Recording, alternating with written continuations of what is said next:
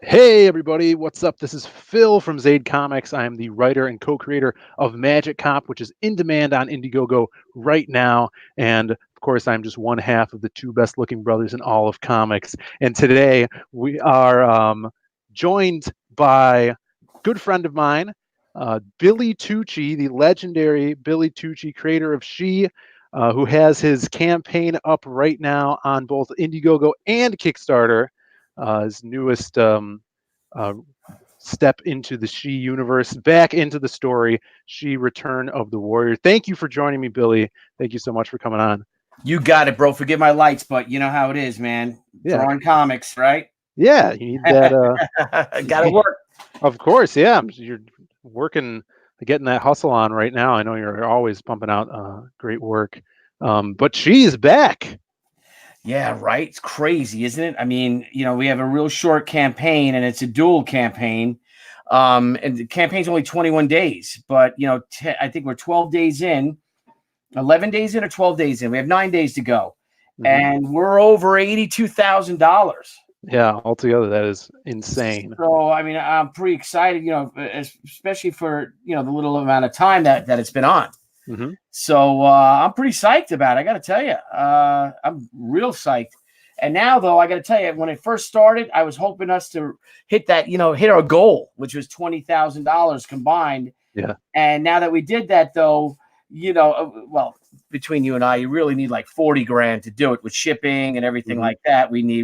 But we hit that 20 grand goal in I don't know, a couple of hours, and then it just kept going. And now, like I said, we're over 80 grand, over 82 grand. And I got to tell you, Phil, I want to unlock break that magical glass ceiling of 100,000. Yeah, that would be You know, amazing. and, Um, and, and only 21 days too would be pretty cool. Definitely.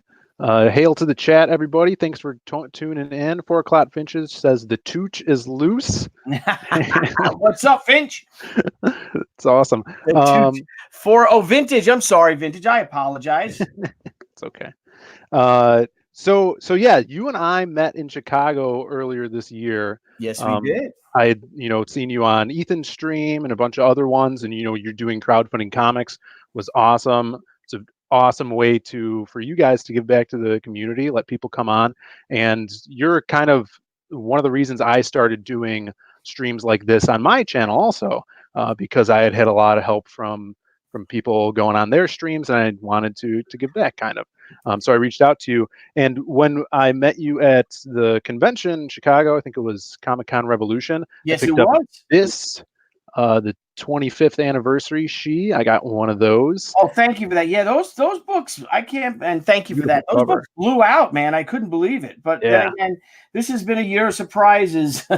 So, and thank you for supporting us, Phil. Really yeah, appreciate it, bro. no problem. It's awesome, and this was the first issue of that, and then I'm lucky enough to live in the Chicagoland area where we have this chain of comic shops called Graham Cracker Comics, Yeah, great. and Jamie Graham is an awesome, awesome guy. yeah, so they all, there's a probably more than 12 stores now, and they all work together. And so they were able to track me down the full first run of Oh, She. So if you guys live near one of those, the cool thing is you could be like, hey, do you have any of these issues at any of your other stores? They'll scout for them, pick them up for you, which is really cool. But this is not your first crowdfunding campaign, correct? no, it is not. This is our third crowdfunding campaign. It is our second comic book crowdfunding campaign. But if you guys remember last year, we tried our first, and it was because there was a Chinese company that were pirating our my art and putting on hoodies and all. I So remember then that, we yeah. decided, and so I spoke to my attorney, and the way to really protect yourself is to become an apparel company yourself. So Hmm. we basically created this line of hoodies called American Crusade Apparel, which had my paratrooper image on it, and it did great. It was only a 2-week campaign, just because we wanted to get it done. We wanted to get it done. We wanted to get it to establish that, because we were in a race of time. I believe it was only 2 weeks. I think it was only 2 weeks or 20 days. And that one, I caught the bug because we raised like $24,000. We were able to give a lot of money to Veterans Tickets of America, which is a great charity, and sent a family to a whole family of like it's like a Brady Bunch family. So it's a family of 8 or so, 2 military parents with all their kids. And we sent them to Massachusetts to I think it was a Patriots playoff game and a whole week stay Oh, in Boston. cool. That's what they wanted, So Yeah. it was a thing called Heroes Wish, and we were able to donate to that, and we were able to protect our copyright and copyright, that image for apparel. And it was all Yeah. thanks to the fans. And then I got the bug, and though I was still a little nervous, I then hit, with my partner John Brolier of one of my projects called Zombie Sama, and we launched that earlier this year. Hey, thank you, bro. Thank you for Yeah. supporting us with that. And Yeah, I that was did an unboxing video. The book feels great. thank you. I Print love that quality is cover awesome. feel. I love that cover feel. Yeah, same. I want that for mine also. It's like that matte, very soft cover. Yeah, I love that. I can put you in touch with the printers. They're a little more money, of course, than the gloss ones, but the Yeah. gloss ones are hard to sign. Like Oh, yeah. the Sharpies can smear and stuff like that. But yeah, so we did that with American Crusade Apparel. I'm sorry, with Crusade Comics coming back in Zombie Sama, and in that campaign, it's for the 72-page book. We raised a total of $74,000. We had a 30-day Kickstarter campaign, and then a 2-week Indiegogo campaign. But then, of course, Indiegogo stayed in demand for another month or so. Yeah. And so maybe that was a combined 8, 10, maybe 10 weeks that was. And we did great. It's, $74,000 combined in 10 weeks is nothing to sneeze about. Yeah. So that's what we kind of were thinking with She. And then, but now we broke that in 10 days, Yeah. with She. So it was like, wow. And so it was pretty great. And, there's a lot of people have questioned about us starting at this time. And I wouldn't recommend it to anybody who wants to do crowdfunding. Do not do it at this time. People are so preoccupied, Phil, with with Christmas and Thanksgiving and the holidays, and the end of the year. But I'm like, I got to do this book. We got to go. It's like D-Day. It's like, let's go. We got to go. We got to do it. I'm not going to wait till February because it's going to push my entire year off. Because we want to put out more books. I want to put out at least three crowdfunding campaigns next year on top of this, and we just went for it. And by George, it's doing great. And even though it's a abbreviated campaign, it's short. I think we're really creating waves with it. It's pretty cool. Yeah, no, that's great. More people in the chat here. Ted Lehman, awesome artist. Ted Lehman, what's up, brother? Hey, what's up? I like your avatar, bud. That's cool. Yeah, he does a lot of military art for the book Door Kickers. He did the cover for Door Kickers.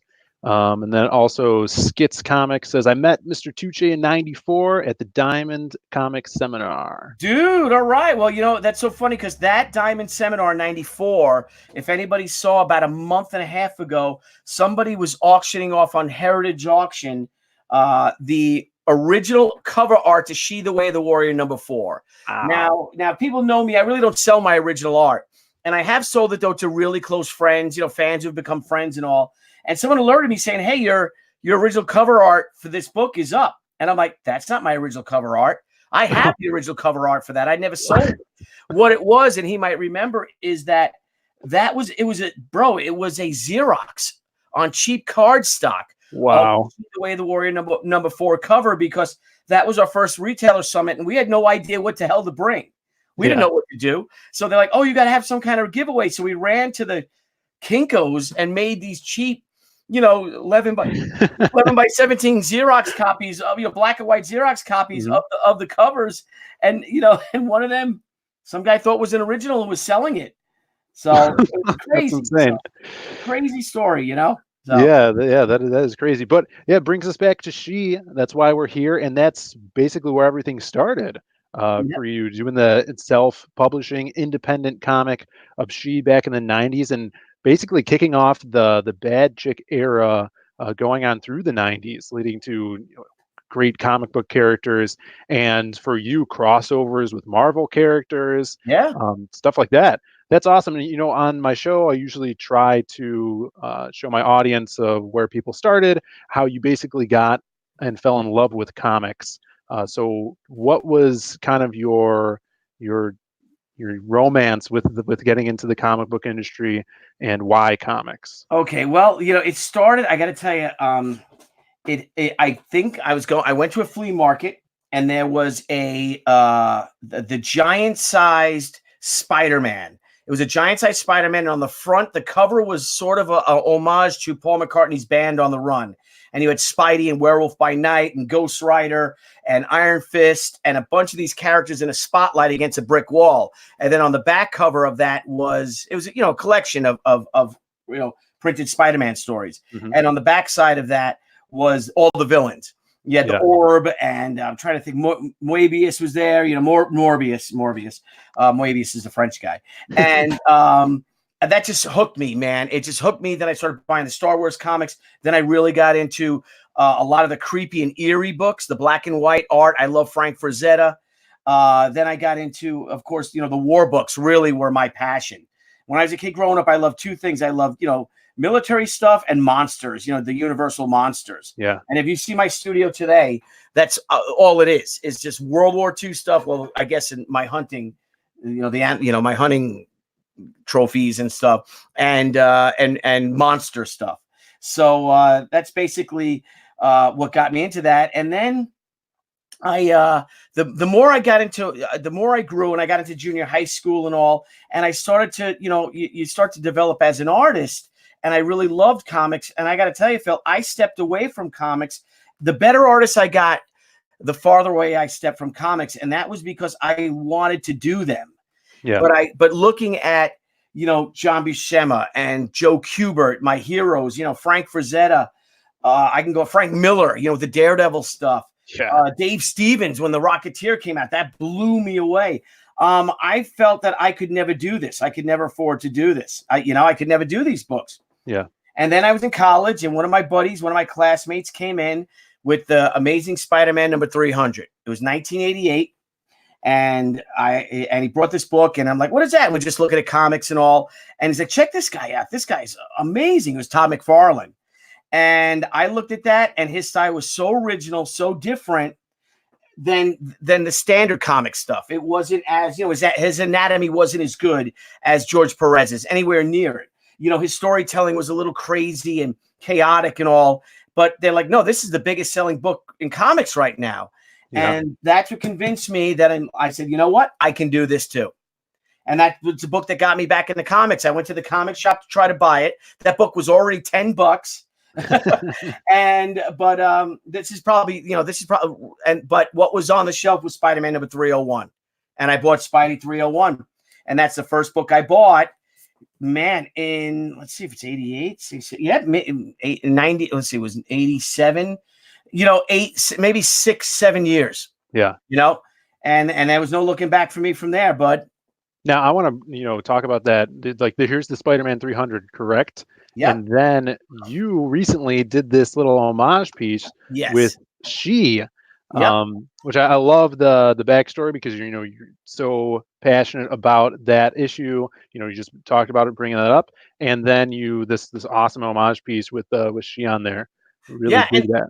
Yeah, and Phil, the funny story about that is that I knew that book, and that's the book that got me back into covers. So maybe around 97, 97, we start working, thinking about our 5th anniversary of She. Mm-hmm. I thought about doing that homage cover, but no one had done that yet. No one had done the homage cover that I had known of. Right. And then I'm like, no, I gotta wait. We hit 25 years, and I'm still on this earth doing She, or She's still around. I'm still around in 25 years. I'm gonna make that. That's going to be our special our special New York, embracing New York, that will be our big 25th anniversary comic.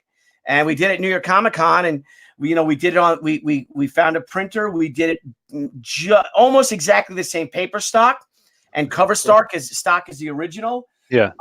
And we put it up on, I was announcing it for the New York Comic Con, but I threw the art up, and then a lot of people came to me saying they wanted a copy of it. Mm-hmm. We're going to the New York Comic Con. So I said, well, all right, there's only 500 copies of it. They're only $10 each. We'll do a pre-sale. So anyone who can't make it to New York Comic Con, you can go to my website and buy it.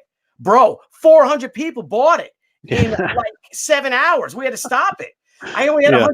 I only had 100 copies for the New York Comic Con. Yeah. It was great. I had no idea how big that book was that cover was to everyone else. You know what I mean? Or it's just Oh yeah. it's a kick-ass cover and a kick-ass homage, and people just actually buy that homage. You know, there are Yeah. people that collect that specific issue. So that Mhm. was kind of an eye-opener. And then Brian Pulido's like, dude, we did that. And we did that same cover, and we did 1,100 of them, and we sold them for $20 each. He's like, you should have doubled your price. But then my wife and I were thinking, you know what? We gave it's a real personal story to me. It wasn't just for a money making thing. It really meant something to me. So we're Mhm. able to give 500 books out there at a fair price. You know what I mean? And it's only limited to 500. So Right. I mean, the book you bought, the one you bought, which is a much higher quality, the more expensive paper, the whole Right. thing, and there's only 250 of those. Mhm. But that book was $25. Right. This one was only 10. Mhm. And come to think about it, I'm like, damn, and I had to get my truck fixed and stuff. I'm like, man, maybe I should have put them at $20 each and sold them for Well, 1,000. that's that businessman coming out of Ryan. Yeah, but I'm a cartoonist, man. Man, second. Yeah, yeah. Well, Thank let's God I think. married a smart woman. She, when we made, when comics were really big, she was so smart, and she put money away for our retirement, for our kids when we have kids. We didn't have kids yet. Yeah. Money for their college education. You know what I mean? Stuff like that. So that's why I kind of do what I want. You know what I mean? I'm not like hustling, chasing Marvel or DC around when I wasn't doing anything, because I married a real smart woman. Knock on wood. Thank God. That's good, man. Yeah, I can tell. That's awesome. And you're, the cool thing about you and talking to you, you're so positive about comics. It's very refreshing. It Yeah. makes me even more motivated to want to go out there and do my own stuff. Yeah. And it's like I said, it's really refreshing. You don't see too many people like that, and positive about independent comics and doing it your own way and having that punk rock mentality. That's it. Outlaws, man. Yeah.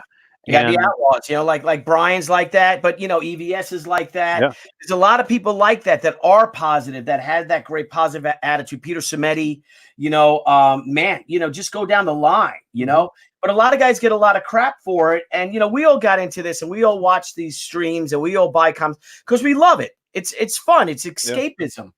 And then you're gonna attack someone, you know what I mean, for either what their books look like, or what their creative vision is, or who they voted for, or who yeah, they're friends with.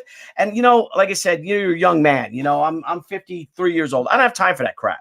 sure. Yeah. And my whole thing is, it doesn't hurt. It doesn't help to be negative. Yeah, it might get you a lot more YouTube subscribers. In all honesty, it could, be negative and just, but man, just enjoy it. Just love comics, love what you're doing, and don't let the haters get to you. Yeah. There are people actively trying to stop people from making a living. And to me personally, that's infuriating, and it's I've had private discussions with some of the guys that are doing it at conventions and stuff. I'm like, cut the shit. But, a lot of them too, they're like, they have no fear about it, because they know they're protective in certain stances, Yeah. and it's sad then it's sad. I'm like, well, go to hell. Yeah. And well, I think the mentality you have, and Brian and Ethan, it shows in the support that they get. Yeah. People are want to support someone that they dig, that they, that gets them motivated to do things. They're like, oh, that guy's doing something badass. Mhm. I'm going to support him, and I'm going to go and do my own thing that's really badass. Yeah. That's the way I look at it, and hopefully other people see it that way too. And Yeah, dude, obviously they do. and that's what Stan did. Stan Lee did in Mhm. 1962. That's what Stan and Jack, and get that positive thing, bring people in. If they don't like your books, they don't like them. Yeah. What are you gonna do? Oh Yeah, well, yeah. sorry. I'll try better next time. Or I have other properties. I have other ideas. If they don't like you personally, oh well. I don't know if I'd like me if I met me if I wasn't me. But the thing is there's nothing good can come out of you being negative about something. You know what I mean? No good can come out of it whatsoever. And it eats at you. Again, my wife has had some serious health issues. Thank God she's perfect now, but she had, almost died delivering our second son. Then she got breast cancer. Then she had to have open heart surgery because she had a heart aneurysm. Wow. And that's what put things in context, and I was in the service, And I'm still my brothers that I served with in the Army and stuff like that. And I'll trust these guys to the day I die. I'm not going to get involved in some garbage with, you know what I mean? Some little soy boys or betas, you know what I mean? Yeah. I think, and they do. One of the guys tried to do that to me. I had some guys on my show that they didn't like. Oh, well, you disagree with them? What the hell does that have to do with crowdfunding comic book? Do you think that, you think that, and I don't want to give away names, but, say, Jim Steranko has a lot different views on politics than, say, Neil Adams does. You know what I mean? Are you going to hate Jim Steranko? Or are you going to hate Neil Adams?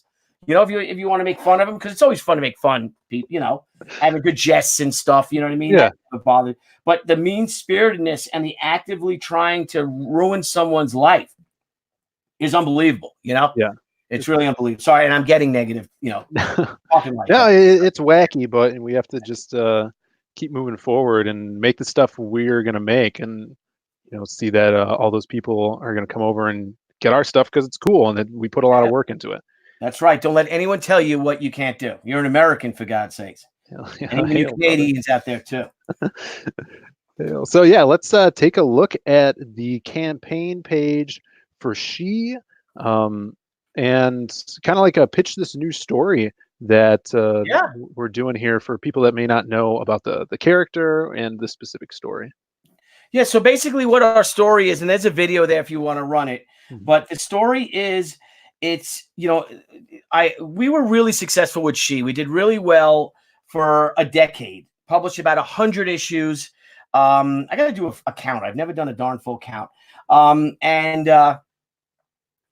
I got burnt out. You know what I mean? I really did. I doing the same character for 10 years. That's a lot, Sure. That's your whole being, is doing things like that. And by then I become friends with everyone from Marvel and DC, and like, hey, would you like to do this? And I was like, yeah, sure, that would be fun. Marvel Civil War was coming. They'd asked me to be a part of it. It sounded like a real fun thing. And so I said, sure, I'll join that. I'll do that. But so basically what my story is that the Return of the Warrior takes place 25 years after She's debut in 1994. And now our character, Anna Ishikawa, is also 25 years removed from that. So she's grown up. She's now a woman in her 40s. She's a single mother raising her teenage daughter, Hotaru, and her warrior days are far behind her. And people say, why hasn't she had a comic book in 15 years? Well, she really hasn't needed one. She's had a nice, peaceful existence. And then that all changes. When you know what I mean? When her old adversary escapes from a mental institution, actually, for the criminally insane. And this takes place in New York City. And for those that you may not know, there is a criminal hospital / institute for the criminally insane in Manhattan.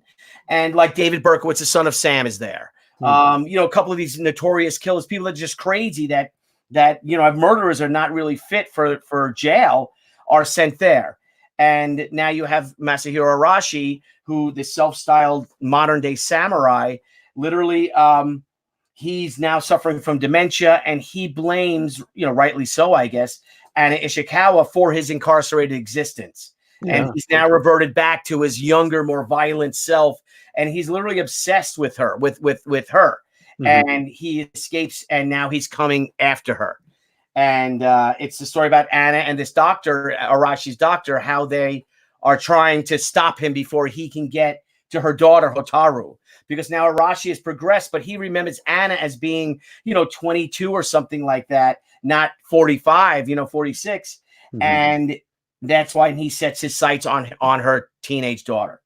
So it's really cool. It's a lot. It's a thriller. It's a ghost story. It's really a story that is 25 years in the making, and I'm so proud to do it. And I'm so excited that people actually supported me doing it.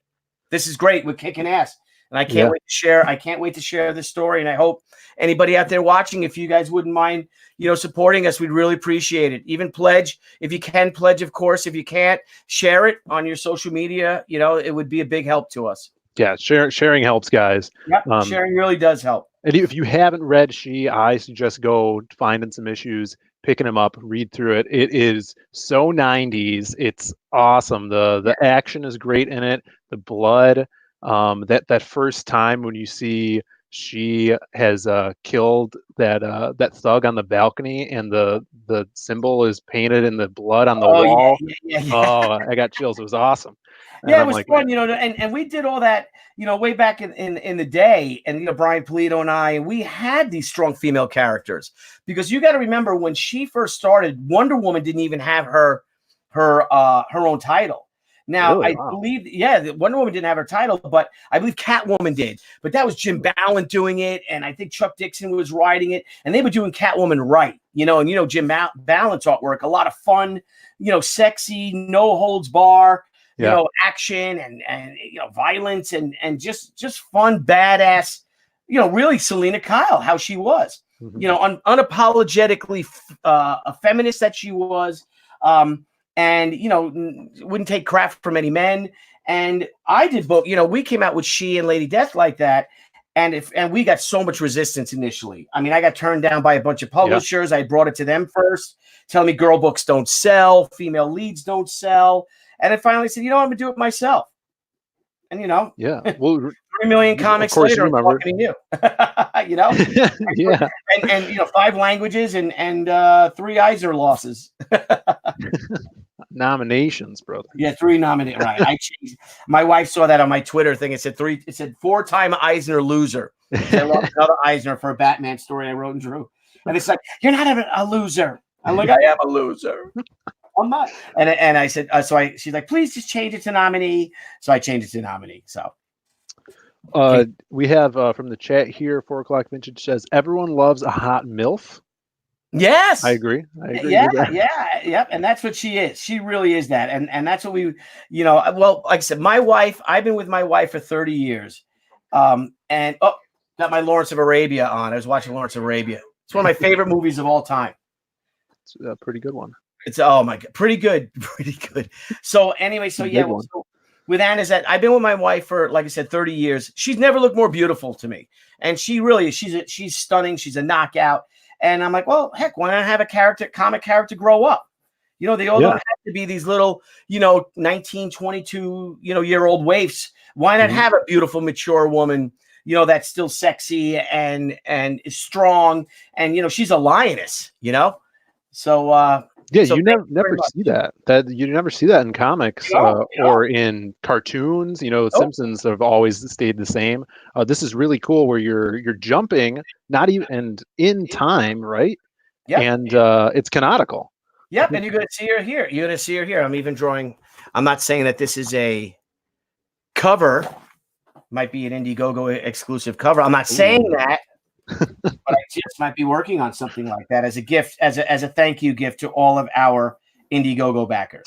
That's awesome. And the only other time that I remember a comic that actually does that, I think Hellboy, his universe ages in time. Oh, okay. So there's a character in there which is really cool where he saves as a child, and then 4 years ago she's like 20 something years old, and she's on the team.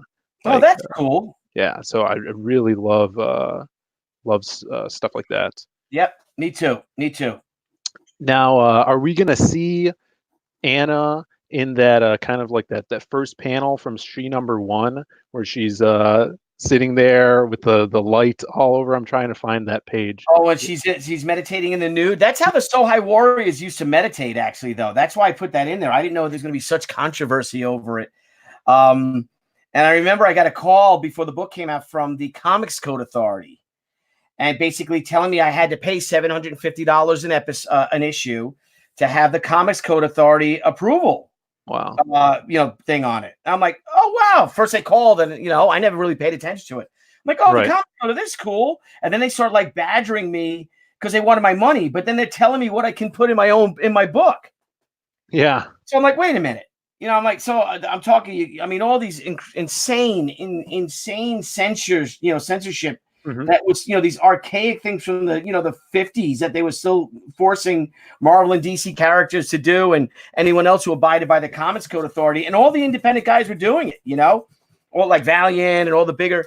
Hang on, I think Image was doing it. I don't know, maybe not Image, maybe not. So I'm talking to them like, wait a minute, yeah, that's that first panel that people flipped out. Beautiful.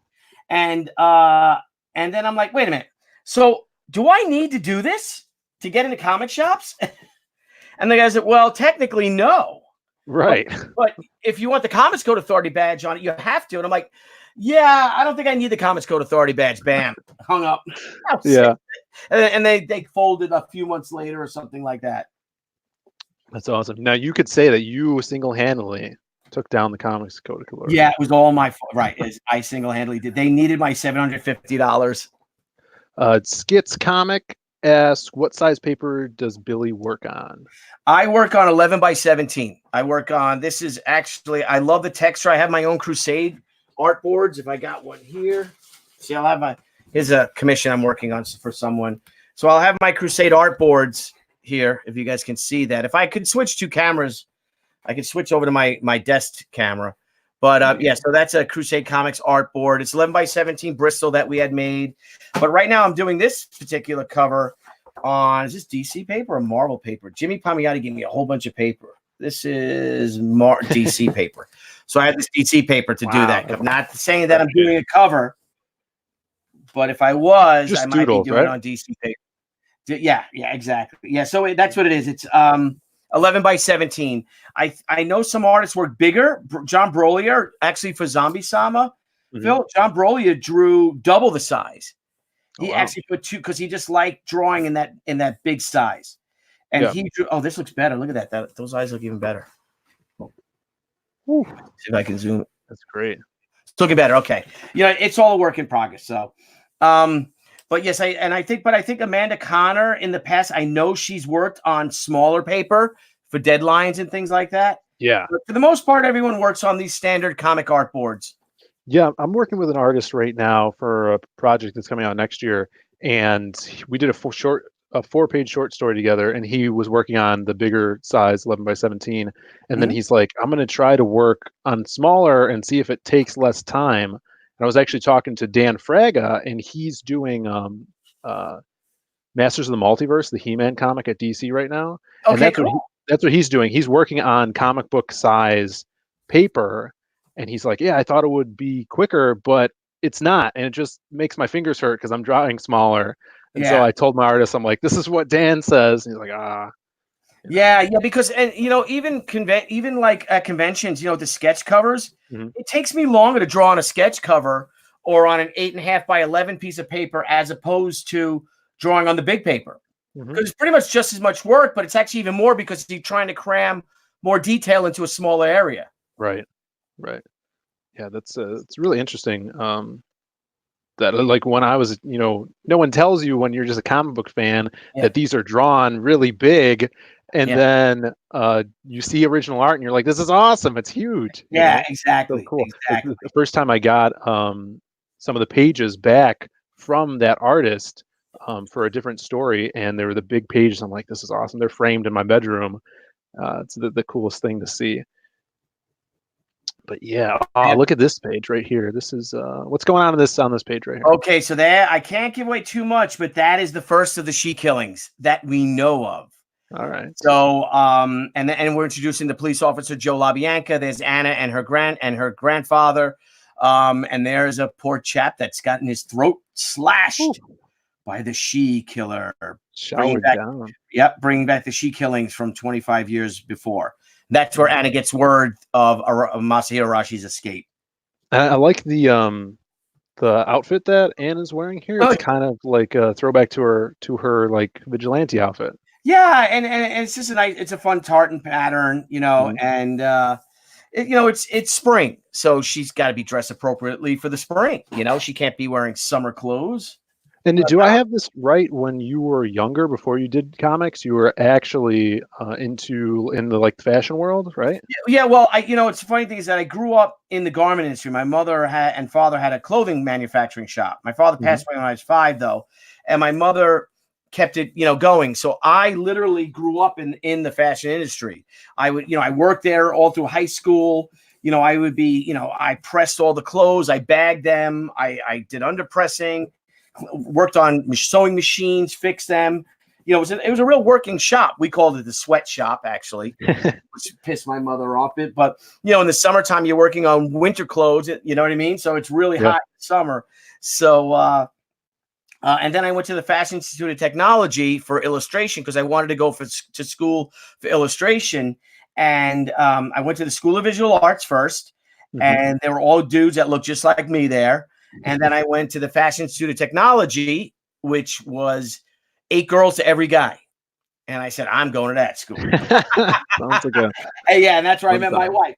And and then I got out of school, and that's what the jobs were. So I designed baby clothes for Macy's. And then when I started submitting, designs of bullet riddled teddy bears, it was time. It was time for me to leave. So yeah, that's awesome. Oh, these pages look great, man. This double page spread right here. Spread, and we're not even done with that page. We're actually Brian Miller added a lot more effects. It looks a lot cooler. But now I don't want to give away too much of the story to explain what that is. Now you have another artist working on this, correct? Yes, and I got Ricardo Silva. He's amazing. Just because of the fact that, and this, Phil, you got to get these books out on time. Yep. So basically what I'm doing is that we're splitting the pages, but I'm doing all very detailed breakdowns. And he's a far better artist than I am. So then I'm doing all the breakdowns. Then he'll do his pages. And if I have to change a face here or a panel there, I'll do that as well. I'll jump in and do that. But again, the whole point is being, a writer with my writing partner, Peter Gutierrez, for writing, for publishing the book, for marketing it, for doing all the other semantics that comes with owning a business, and then having to draw 40 odd pages of story and script. Yeah, that's not going to happen. I can do it, but it's going to take the book 6-7 months to come out. So no way. Why don't I just go with an artist, someone who like I said, he just blew me away. And you look at those pages, and most of them are him. And Ricardo he's an incredible artist, and he's already agreed to go on board for Hotaru. So he'll draw Hotaru, right after the Return of the Warrior storyline, and hopefully he'll stick with us. He'll want to stay and not leave us for Marvel and DC. But I think we're paying better. We'll be paying better than them anyway. So that's good. Yeah, it's hard when you hang on to an artist, because I'm working with a few different artists for my next project. And it's like, I'm like, are you going to be available for next year when I need you to do? We need to do these pages, and they're like, I'm doing some portfolio stuff for Top Cow, and if they don't pick me up, I'll do this. And I'm like, I want them to, but then I don't, because I want to work with you again. Yeah, and that's the way it is, though, and you get it. You always want the best for them. Yeah. And but hopefully he'll be able to fit. Hopefully he will get that, but hopefully he'll be able to fit you in as well. Yeah. And he'll get a gig working with Top Cow, which is a great company. Definitely. Now you have these awesome prints by some legendary artists here: Amanda Connor, George Perez. Huge deal. I love hers. This is very comical here, the mother-daughter relationship. Yeah. And Amanda's a pissin'. She has such sass, Yeah. She really had such sass to all of her work, and she's her and George are just great friends of mine from the beginning. Amanda drew the Tomoe series, and I asked her if she'd do it, and she said absolutely.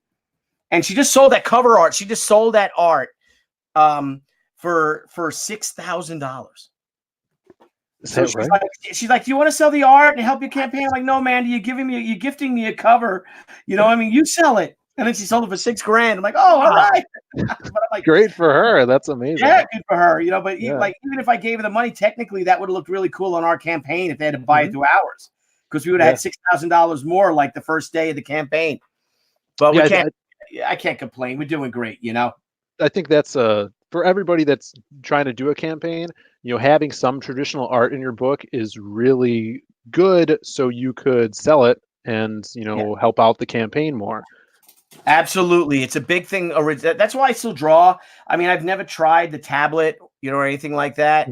So, I don't, I love the old school way. I love drawing on paper. I love sitting here at my desk, just I got my TV here and I got my monitors and I can just Yeah. work, Yeah, no, it's awesome.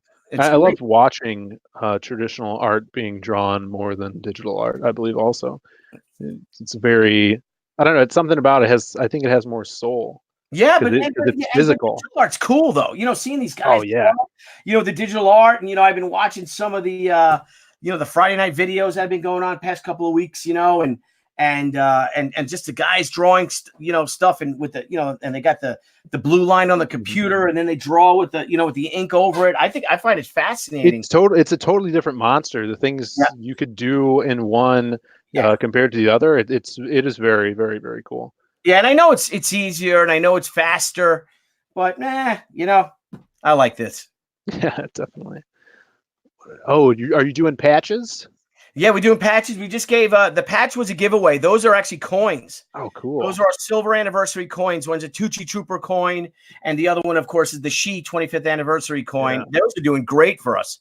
And we do have patches. The patch will look like this, but this is not the patch. It's the magnet. But I have the magnet. That was one of our stretch goals. So what's cool about the campaign too, bro, is that we have this strategy of, and I just got into this, so I missed a lot of stuff that happened to Richard, with Kickstarter and stuff like that. Right. And I still know a little bit, but I wasn't really at that point, that I followed any of that stuff back then when that happened to him. And look, it worked out great for him that it did. But we have the thing of, we call it our, No Fan Left Behind campaign. And from doing 76, 77 videos for our crowdfunding comics YouTube show, we've learned that there are people that just, for one reason or another, will not buy an Indiegogo, and some people that will not buy on Kickstarter. So our whole strategy, and my partner on crowdfunding comics now, Scala, came up with it.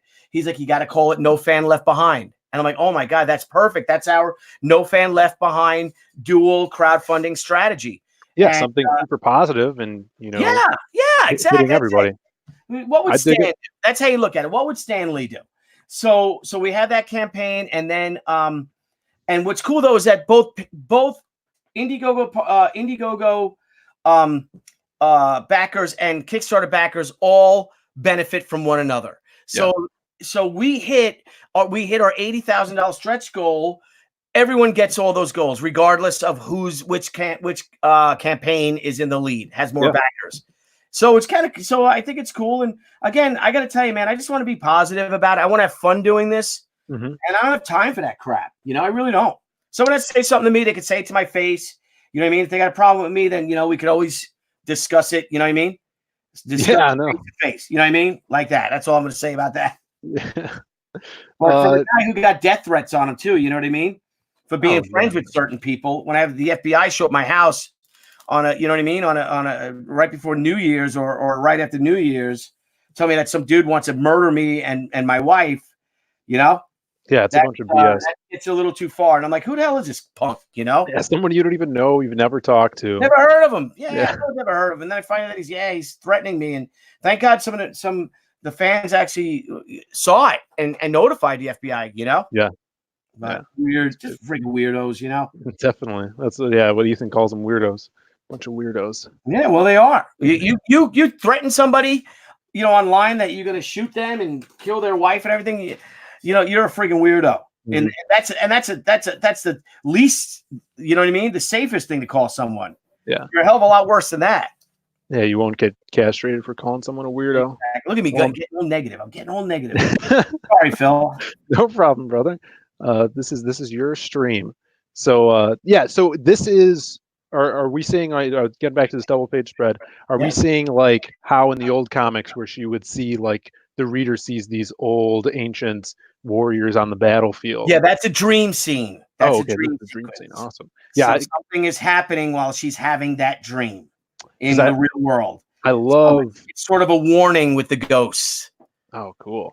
So yeah, I dig that. I dig that spiritual aspect, because in the old, the first series, you have those when she's fighting gang members or whatever, you have these basically transparent ghosts of these warriors from back in the day, and I loved that aspect to it because you keep that culture alive in her and that ancient warrior theme in the book. Yeah.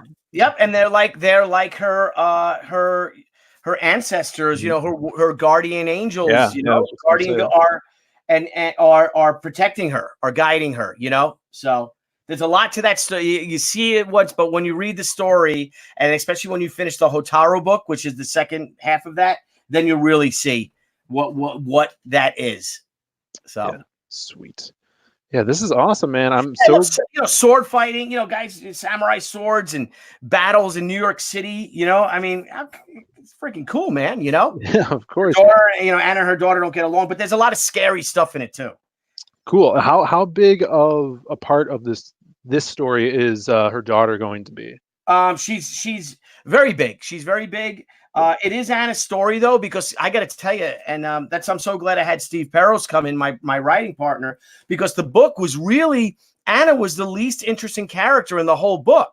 Yeah. You're bringing back her grandfather Yoshitora, Arashi, introducing her daughter Hotaru, and Steve's like, I love this. This is really good. He's like, but your lead is not interesting. She's just there as a catalyst, as a tool, a storytelling tool. I'm like, oh my God, you're right. So we actually reared back Hotaru, and that's why the next book is Hotaru, which is the second part of this story. They are connecting, you know what I mean?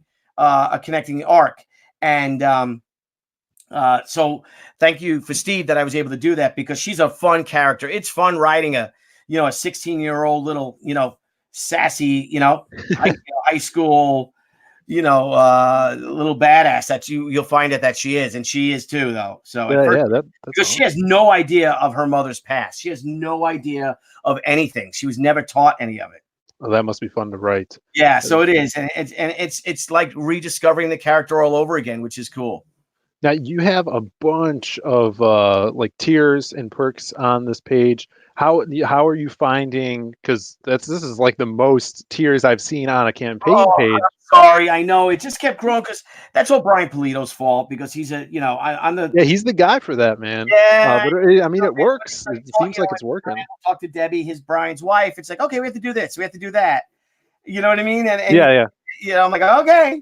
But you get like a headache, with it. But people love that. People keep inquiring.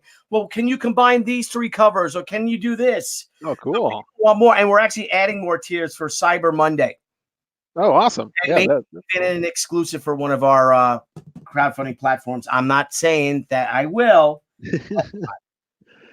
Yeah, I mean, if it's working for you, that is where it's at, and that's the great thing about these crowdfunding things. It doesn't hurt anyone to put an extra tier of like, oh, maybe this will sell.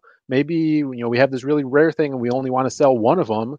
Yeah. If someone gets it, that's cool. If someone doesn't, then we don't have to make it. It doesn't have to. We don't have to put it out there, and we're not wasting any money on it. So if you have a wacky, cool idea that for a tier, you could put it up there and it's not hurting anybody. Yeah, and the fun thing about it is that people, I forgot of the, I don't have a collector's mentality, Well, I collect World War II paraphernalia, I have that, but I don't really collect comic stuff. I mean, I have books I love. They're not in the greatest condition. Half of them are piled up, 30 stack high. Yeah. I like reading them, rolling them up, putting them in my back pocket sort of thing, sharing them with people, Sure. So it's alien to me, I guess, instinctively, the collector's mentality. But the collectors want stuff. They want, bejeweled editions. Debbie put out a bejeweled, and people requested that. When we first started the campaign, people were asking us, because Zombie Summit didn't have anywhere near these tiers. Right. And I think when we go to Hotaru, the next one, it's not going to have near that many tiers either, maybe half. Yeah. But it's all a learning experience, but it seems to be working really well.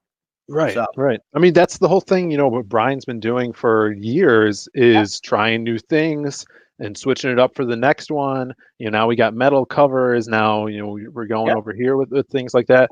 And I think that's the mentality you need to have if you're going to keep doing crowdfunding, because you have to be adaptive and see what people like, see what people don't like. And I think, doing an Indiegogo like this, you could put as many tiers up as you want and, just mark it down for next time. This sold, this didn't sell.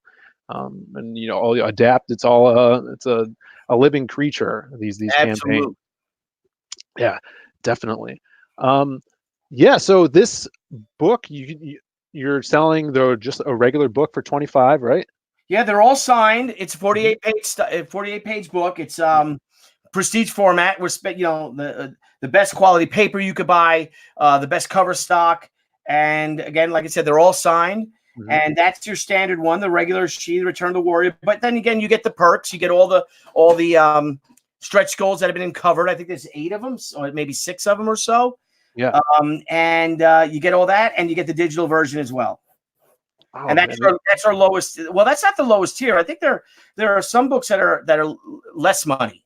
You Yeah, know, there's a there is, and 20. there's some tiers that are less, but that's basically the standard one. And then, oh my God, people want sketches. I have so many sketches to do, Yeah. which I Yeah. don't mind. Hey, that's what I like. It beats working for a living, right? Yeah, you're making the thing that you love, man. Yeah, Great. absolutely. Yeah. Well, I mean, that's oh, just to Rican in his comics just showed up. What's up, brother? Thanks for tuning in. If you guys just tuned in, we have been talking about She Return of the Warrior, the newest uh, graphic novel to hit Indiegogo and Kickstarter from the man himself, Billy Tucci. And it is looking great, brother. I'm so happy for you and all your success on this. I knew it was going to kill it. And what is in store for the future for Crusade Comics? What's coming out in the pipeline Yeah, next? well, bro, we have a Hotaro will be launched in the end of March. She Return of the Warrior will ship in March. We're going to go right into Hotaru. That's another 48 page story. Same team, creative team. And then for August, let's see, March, let's see, April, May, June. Yeah, maybe July, or we'll see. San Diego Comic Con gets a little weird because it's in the middle of the month and you don't know if that's a good time to launch a crowdfunding campaign or after or Hmm. during. So, but we'll have another book, which is our big summer book, which is another comic that will be 25 years in the making. I can't really announce it yet. I hint about it a lot, but that's going to be the Destroy All Monsters of independent comic book characters. Ooh, I hope that you guys would be a part of it with that's Magic Cop. cool. I'll be talking to you about that off camera. Hell yeah. And that'll be for let's just say for safe that's July.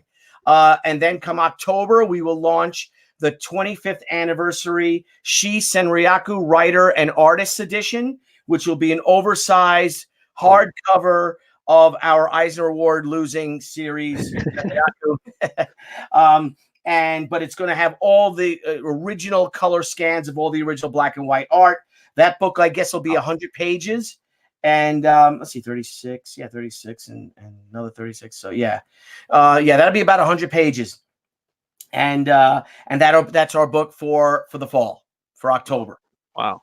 And then So and I'm introducing and then Zombie Sama comes back. Zombie Sama 2, which is called ZS2 Dorm of the Dead. That will launch in 2021 to be safe because it's a big book. It's about 100 pages. wow. And then after that, we bring another She book back, which we're going to bring some of our other older characters back. And then I'm introducing a new character. So I might Really? even introduce that new character in the back of Hotaro as an extra thing. A whole new series, which my wife feels is the best thing I've ever created. So Really? yep. And then it seems like it's going to be connected, right? So this is like a one universe. No, it's not. It has nothing. It's completely not in this universe Oh at all. wow. Yeah, Cool. no. Oh, you're saying so it would be like a little preview to in the Yes. back issue of it. Yep, in the back. Yep, it'll be a preview. Absolutely. Okay. That's awesome, man. Yeah. Yeah. This is so cool. Thanks for coming on, brother. If you don't mind, I have some like crowdfunding shout outs I want to do. Yeah, let's do them up. See what you think of this book here. I don't know if you've seen this one. This one is called Doom Fate from Passion for Drawing.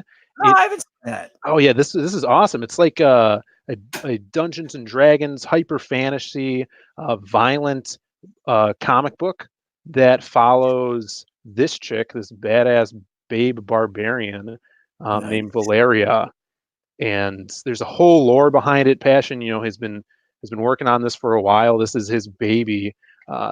Passion's an awesome artist. He did some awesome fan art for Magic Cop. And he's a fantasy artist, so he's from that realm, and he's dipping his hand into comics. Has a big cast of characters as these warriors go on. Basically, you're like your D&D quest.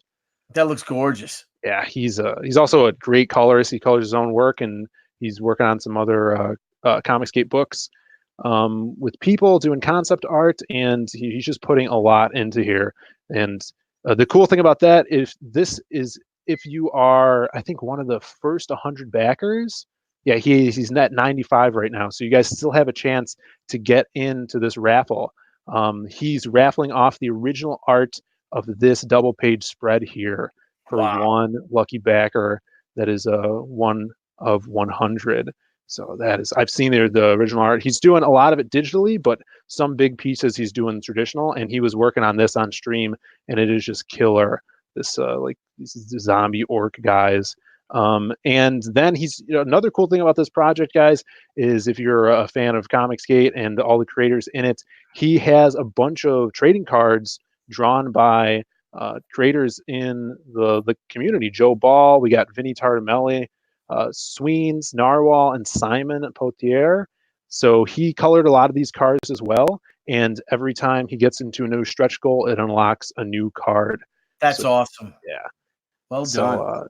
yeah, check this book out. He's a great guy. Passion's, helped out a lot of creators doing fan art and doing cool streams, showcasing people, and let's push this book up. He is funded, but still want to see how far he can go. He's not in demand yet. He's got 12 days left.